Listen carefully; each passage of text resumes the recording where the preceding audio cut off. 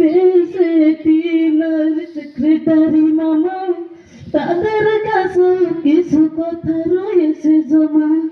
বিদায়ী বেলা তাদের কাছে আবেদন জানাই, তারা যেন আমাদেরকে দোয়া দিয়ে যায়। বিদায়ী বেলা মরে দিবেন গো দোয়া, ও প্রিয় হুজুর। বিদায়ী বেলা মরে দিবেন গো দোয়া, ও প্রিয় হুজুর।